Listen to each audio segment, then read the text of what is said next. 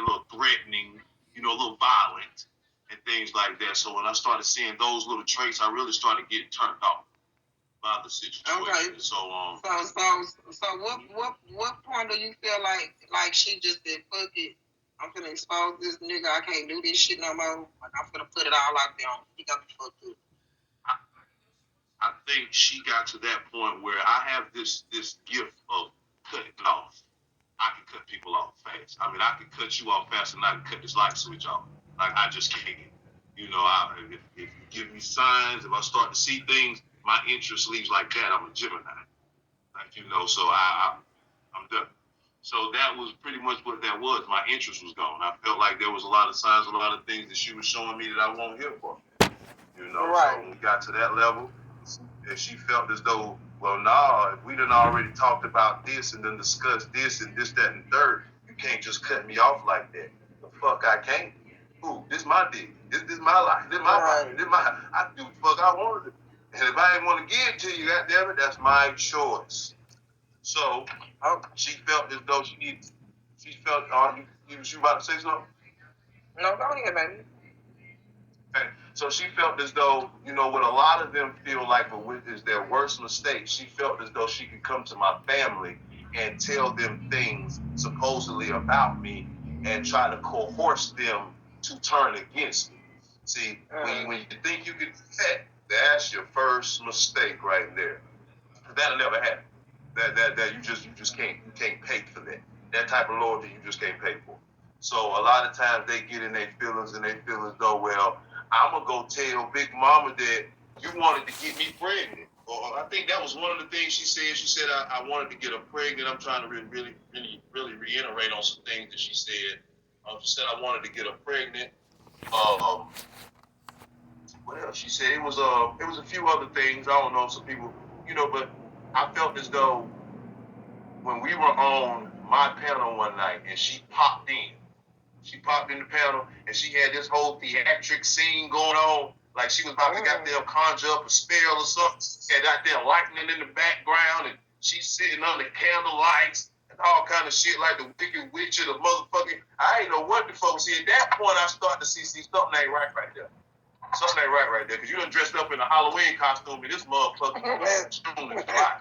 Like, we ain't finna do all that. You changing your name, calling yourself the secretary, whatever the hell your name was, popping in my motherfucking panel looking like the Wicked Witch of the motherfucking with, thought you was finna do some voodoo on me, talking about I'm gonna put some roots on you, I'm gonna put a root on you, you're gonna be sick next week. Yeah, she said a root. I said, child, let me tell you something, baby. I'm a child of God. I'm God's son. Didn't they tell you that? Oh, I'm highly favored and blessed around here. Ain't none of your witchery gonna work. And as y'all see, I'm still as handsome as the first day y'all met me. Okay, so the root didn't work. Okay? The root wasn't strong enough. The root didn't do what it needed to do. Okay? So when she said she was gonna put a root on me, I uprooted the fuck up out of there and got her the fuck up out of there. Okay? That's pretty much how that went with her. That was a one and done. Okay, so I got another question. How did you feel about it was a part of time she did go live and try to expose you. How do you feel about her trying to use your founder as a pawn? Try to basically put you in a process of you were going against the grain with your founder. I feel as though, a lot of them shared that mistake when they felt as though, well, let me give you an option. It's either gonna be you either gonna fuck on me or you gonna rock with your sister. And I'm gonna go ahead and tell you right now and put my button. I'm going to tell you right now, if you give me an option to fuck with my sister or fuck on you, you won't be fucked no more. That's just what that is. You understand? Cause women lie, men lie, they come and go, but your family stay the same. That don't change. And see, a lot of y'all don't have that type of authority. A lot of y'all, motherfucker wave a couple dollars in front of your face, you ready to talk about your brother. See, that ain't what we do. That ain't what we do. And I don't care how good your pussy is, how fat your ass is, you can never turn me against my sister. Ever. I appreciate the love, y'all. I have one more question about her. Are y'all still at odds? If not, how long did it take for you guys to kind of rehab? Kind of get back on being associates with each other? Actually, no, we're not. We're actually, to be honest with you, sis, we're actually on good terms. We're cordial, as with 90% of those names that you named. We're very cordial. I think I might have popped in the panel one day and spoke to her. She came in my panel, spoke, came on some cordial shit. Yeah, and so, we kind of relinquished whatever issues it was, because I mean, at the end of the day, I'll never have an issue with a female. If a female have an issue with me, that's just their issue, because I love my black queens. That was my whole thing. That was my whole brand. That's what I'm built off of, bigging up my black women and supporting them and being that gap, you understand? So however that goes, how that goes. Okay. Okay, guys. We're gonna move on to the next lady. This is Miss Thing. Okay. So we'll be asking questions about Miss Thing. Okay, we're gonna get right on into it. Could you give me the background on you guys? How did y'all meet? How did y'all even get cool? Well, I was on Unk panel. I think I was on Unk panel one particular night, and me and Mob was on there. This is when Mob was in the family. He still shout out to Mob. I see you out there. Shout out to Mob. Shout out to Mob. This is when Mob was in the family and all that. And so, we were making our rounds, like how we make our rounds and shit like that. And we was on Unk panel. So, we were on Unk panel doing our little 1-2 step like we usually do. And then she popped in. So I remember this shit like it was clear as day. So at that time, it wasn't no 12 panel boxes and all that. It was either the 6 or the 9. I think it was like 9, 8, and 8. So she popped in. I was in box 6. Mom was in box 8. She popped in box 7. I'll never forget the shit. So she popped in box 7. You know what I'm saying? She was just kind of and shit like that, kissing on my box. And then she started gifting me. She started gifting me. She was gifting heavy. I said, okay. I said, she might be a little cashy. She might be somebody that I might need to. And so then my brother texted me. My brother was like, you already. So, that was what that was. So, she, same thing, inbox, phone number, exchange numbers. We were cordial. We was cool. She never was a bad person at all. She never came across as a bad person or somebody who had ulterior motives. I can say things about her, but saying that she had an agenda or ulterior motives is not it. She never had an ulterior motive. She never had an agenda. Her whole goal was to just be with me. That's all she wanted. She just wanted to be with me. That was just it. And whatever that took, and what cost or whatever that was, however it was going to be to get there. That was pretty much, So we talking and all that. Okay, well I have a question. How long were y'all conversating on the app before you decided to like, hey, fuck it, I think it's time that we should like meet each other, like, you know what I'm saying? It's been long enough. I was always I want to meet you. With anybody that's a distance, you're gonna always have a sense of reserve. So we was conversating, we was cordial, we was kicking it. It was always her idea to meet me. It was always, when I'm gonna see you, when we're gonna do this, what's going on. So then we got to a point where she was like, fuck it, I'll pay for it. When you trying to leave? You know what I'm saying? It was like, fuck it, I'll pay for it. How much it costs? You understand? What we doing, how you want to travel, type shit.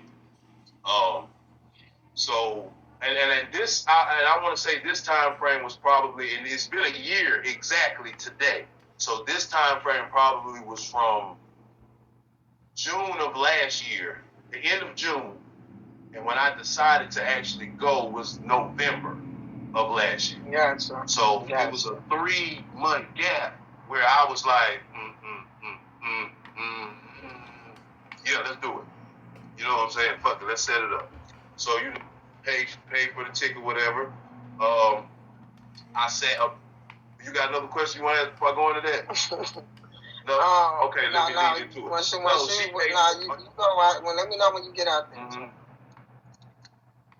Okay, all right. So let me alley you this off the backboard for you.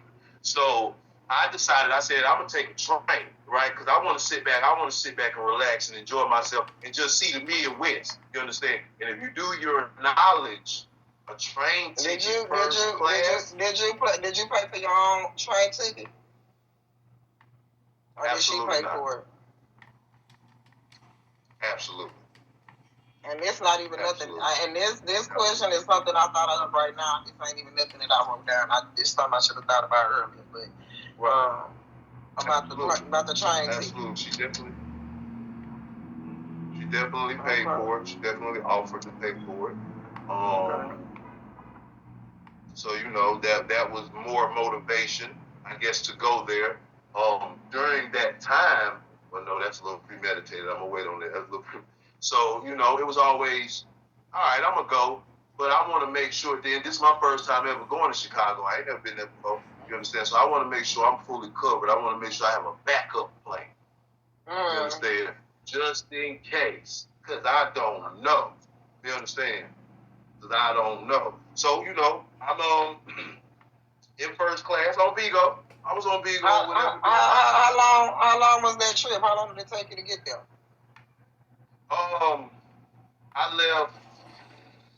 Yeah, I left early in the morning, like on some 5 o'clock, 6 o'clock in the morning type shit. I got there like later on, that like 12 noon, like noon time. I think it was like noon time. It was like noon. Yeah. It was midday. It was definitely midday because we ate lunch. So yeah, it was definitely midday when I got there for sure. It was dark when I left, and I got there, it was like afternoon for sure. Okay, so you out there, you get out there and everything. She come pick you up. She come slide pick you up. Y'all slide back to the crib and shit. No, actually, what happened was she picked me up. It was cold as the fuck. You know, I'm a country boy. It was cold as the fuck out there. Okay. Then she picked me up. And I wanted, so you know when you go out of town and you go places you ain't never really even been before, you hear about different things, you want to try it out. So as soon as I got in the car, first thing I said, I want some Harold's chicken. Let's go get some chicken. Right, so as soon as I got in the car, we went to Harold's. We went to Harold's downtown. They weren't too far from the station. You know what I'm saying? We ordered the food. I paid for it. Throw that out there. I paid for it. Okay, so we got the motherfucking food and all that. Went back to the crib, ate. You know what I'm saying? Rolled up, did all of that, and then you know, yeah. You know, I'm gonna go and ask the question. Okay. Did you hit the same night upon arrival? You said that I hit the same night. Did you hit the same upon arrival? I hit within the first hour of me being there in the house. Within the first hour and a half. Yeah. I mean, I've been on the train, you know, chilling on Vigo all night. I might as well get straight to it. We here. You know, it's been rumors and allegations going around of you being a sweater. Why? Mm-hmm. Why was you sweating so much? I mean, I'm trying to, you know. So, you know, why was you sweating, baby? What's going on? They just don't want you sweater and all that. What's that? That's right. Yeah, you know, we will get into it. That's right. So it was said that I was a sweater. So to be completely honest with you, you know, depending on how much work I put in, because usually when I do my dues, I put in the work. They don't do anything. You know how you remember how Tommy was in Belly, that first scene with Keisha. Yeah, that's me. You see what I'm saying? I put that type of work in. You understand? I go hard like that. So when I do those types of things, I need an atmosphere of, you know, comfortability. Okay. So the fact that I was sweating so hard probably came from the fact that she had a window unit and it really wasn't pumping out a lot of air the way it should.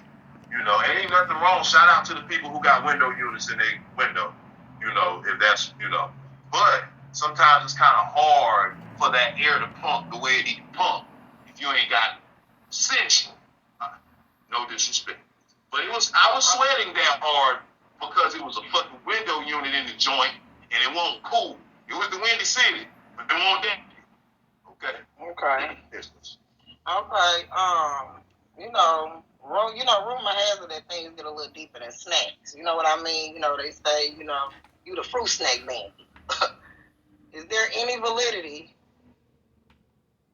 to you eating these fruit snacks?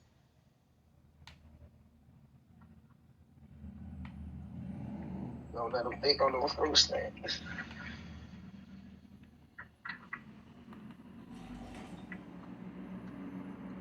You need me to bring that back? They say rumor has it that things get deeper than snacks. You know what I mean?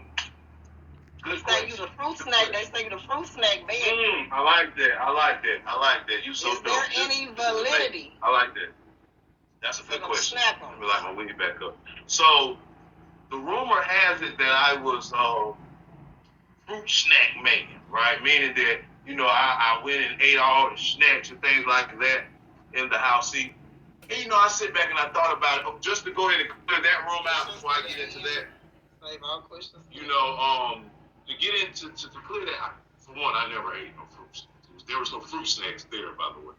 But to explain, there's a lot of ways you can look at it, right?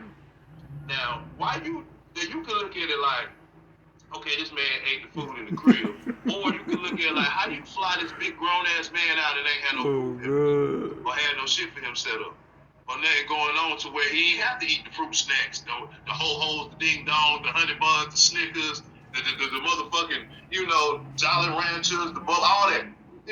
Cause when you bring somebody up, you're supposed to have dinner, lunch. You're supposed to have an itinerary. Our itinerary is supposed to be set up because you bringing this man to you. You trying to show him what. I'm hungry.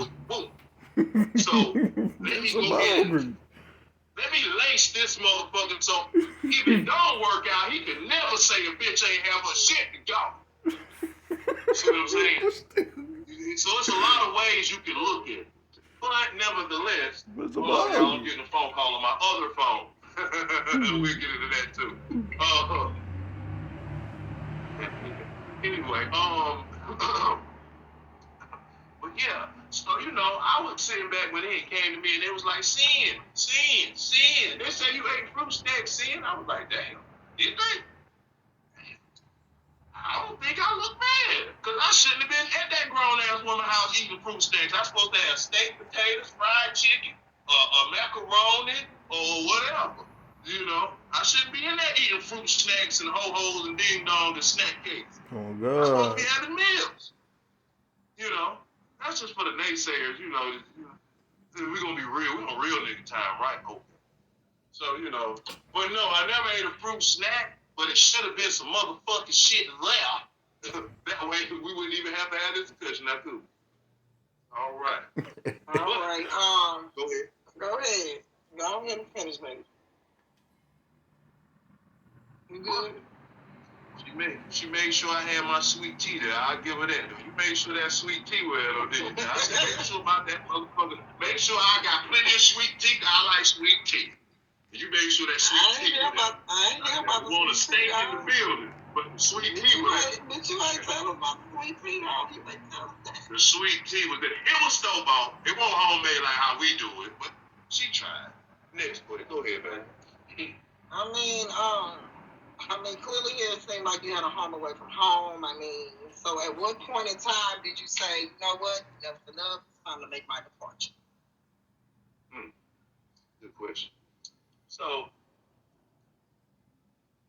we were there, and we was kicking it, and everything was cool. Let me go through the rundown. So, we did whatever we did, right? I went back in the living room, continued to smoking and doing what I do. I was still on Bigo. I believe I was still on Bigo, still with the family, still chopping it up. She came in the living room, and we started talking. We started having a conversation. And then, we started talking about the bills and the different things. The same night. It was the same night. Gotcha. She came in the room. I don't remember a lot of our conversations, but it was two of them that stuck out. It was because she came in there, started talking about bills and how much she pay a month and what she have to do and what's going on in her life and for real. And I'm thinking to myself, I'm listening, I'm very attentive, but I'm thinking to myself, like, damn, what the fuck that got to do with me right now? I just came up here for the first time. Like, you talking to me about your bills and finances and how much you spend. Like, how am I supposed to do? What you? I don't know. I don't know what you want me to say in my mind. In my mind, this is what I'm thinking. And then, after that, she paid for the pizza. She had ordered a pizza that night, y'all. She did order a pizza, right? So she asked me what kind of pizza I want. I think I ordered a motherfucking pizza with fucking filet mignon on it or something. That motherfucker had scallops and lobster, all kind of motherfucking trinkets and trinkets on it. That motherfucker had goddamn sushi and shit. All I know is the pizza was about $56. That's what I know. I know that pizza was about $56. So I figured the motherfucker had scallops, lobster, motherfucking everything it needed to have on it. She did pay for that. So, throughout that day, she would converse with her mother and father on the phone. And I actually spoke. I'm a kind guy. We Southerners. You know how we do. Hi, how are you? So I actually spoke, had a conversation with her mother. Cool person, cool individual, cool lady. I hope she's still doing good, too. I hope everything is where it needs to be. Right. And so the following day, fast forward, well, you had talked to the mom and stuff. I did. Okay, when she announced it, who did she announce you as? When she told mama, hey, I'm about to let you talk to my little friend. I think she kind of announced me as her friend. When you get into the adult ages, you don't really say boyfriend or man. You say my friend, my guy friend or whatever. That's what I'm. Speaking of age, let me clear something up. We're going to wait on that. Don't wait, because that goes with the next story. Anyway, so I spoke to a cool lady or whatever. So the following day, I think it was a Saturday. I don't know what day. I think it was Saturday. They was watching football, she said, at her mama and daddy house. And she was like, we're going to go over there and chill with the family and all that and kick it with them. I said, whoa, no, wait a minute.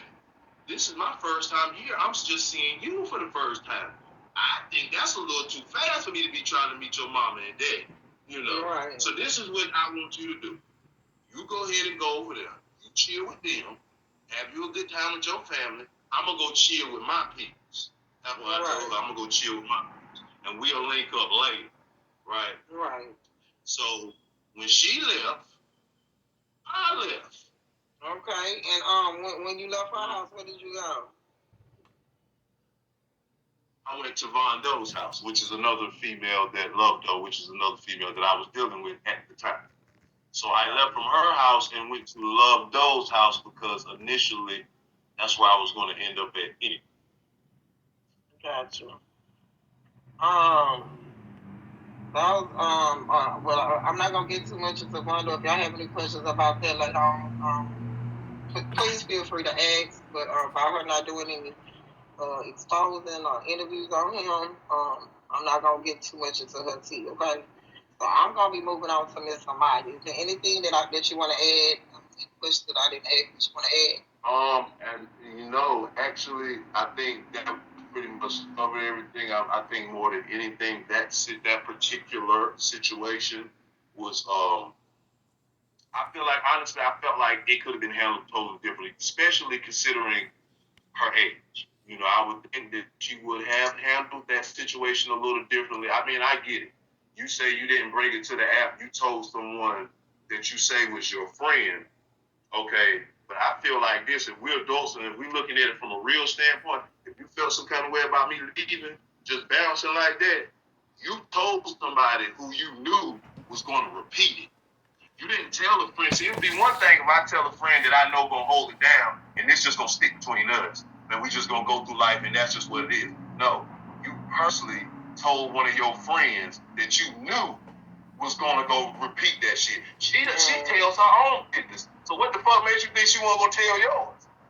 Come on now. That was all a scheme. So when it did come out, You could say, no, I didn't tell her. I didn't bring it to Bigo. I told my friend. You told your friend because you knew your friend was going to bring it to Bigo. Let's keep it real. Let's keep it real. And that's just all that was on that. You can play crazy with whoever you want. But me and you both know, ain't no dummies over here, baby. Obviously, we are here. I didn't get here by being stupid. Okay?